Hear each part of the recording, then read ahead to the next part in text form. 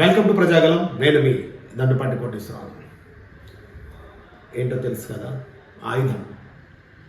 ఈ ఒక్క ఆయుధంతో 5 ఏళ్ళు మనను పరిపాలించి మన నెత్తి మీద కూర్చొని స్వారీ చేసేవాళ్ళు ఈరోజు ఎండనక వాననక పగలనక రేయనక మనకు ఇంటికి వచ్చి పిల్లల్ని ముడ్డి కూడా గడిగే పరిస్థితి ఉన్నది. దానికి కారణం ఏంటంటే దీని ప్రభావం, అంటే ఈ ఓటు అంతా మన హక్కు.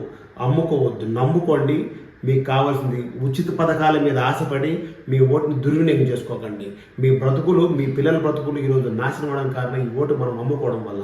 ఒక్కసారి బాగా ఆలోచించండి. ఓటు ఎవరైనా సరే, మనం పోలింగ్ స్టేషన్కి వెళ్ళేసరికి మీ ఓటు వేసేశారు అని ఎవరైనా అడిగితే ఒక చట్టం ఉంది. ఆ చట్టం ఏంటో చెప్తాను, వినండి.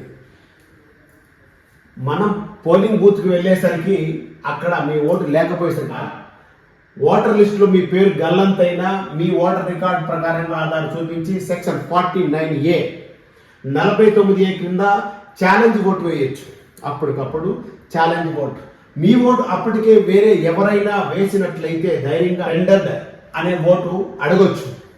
ఏ బూత్లో అయినా సరే 14% దాటి టెండర్డ్ ఓట్లు పోలైతే అక్కడ రీపోలింగ్ జరుగుతుంది. ఈ మెసేజ్ రానున్న, అంటే రేపు మనకి 13వ తారీఖున ఆల్రెడీ మనకి ఎక్కడి నుండి ఎలక్షన్స్ స్టార్ట్ అయినాయి, మొదలైన అసెంబ్లీలు జరుగుతూనే ఉన్నాయి.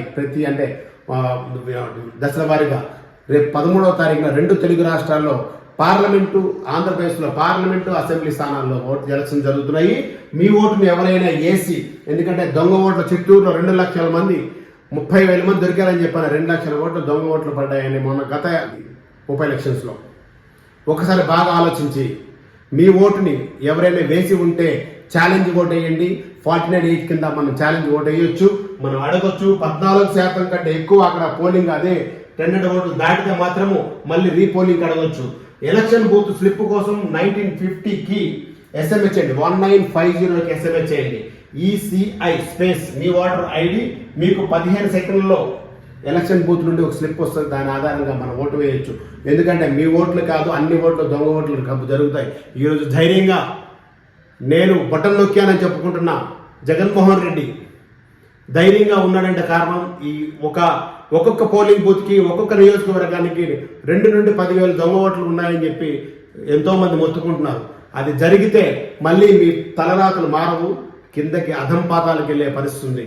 మన ఓటుని, ఆయుధాన్ని ఎవ్వరూ వేసినా ఊరుకున్నది క్షమించలేదు.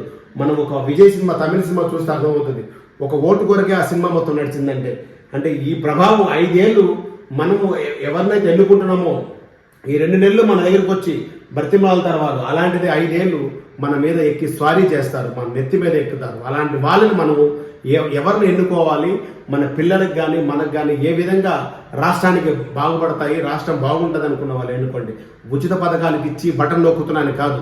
మనకి ఈరోజు వరకు మీ ఊర్లలో ప్రతి ఇంటి దగ్గర ప్రతి ఏర్లు ఉన్నాయనుకోండి, అక్కడ నుండి ఇసుక లక్షల కోట్లలో, అంటే 30 ఏళ్ళు రాజకీయం చేయొచ్చనే ఒక్కొక్క నియోజకవర్గం, నర్సరీపేట తీసుకోండి, శ్రీకాకుళం తీసుకోండి, ఎక్కడైనా సరే 30 ఏళ్ళు రాజకీయం చేయొచ్చు ఆ ఇసుక దందాతోటి. అంత డబ్బులు సంపాదించారు. ఇప్పుడు వాళ్ళకి ఏం అవసరం, మళ్ళీ గెలవకపోయినా పర్లేదు. కానీ మన బతుకులు మారాయా, ఉద్యోగాలు వచ్చాయా? బాగా ఆలోచించండి. ఓటు హక్కును వినియోగించుకున్నప్పుడు జాగ్రత్తగా ఓటేయండి. ఎవరికి ఓటేయాలనుకుంటున్నామో, ఎందుకు ఓటేయాలనుకుంటున్నామో చూసేయండి. మన ఓటు ఎవరేసినా ఊరుకోకండి, క్షమించకూడదు. దీనిని మీ దండపాటి కోటేశ్వర. అందరికీ నమస్కారం.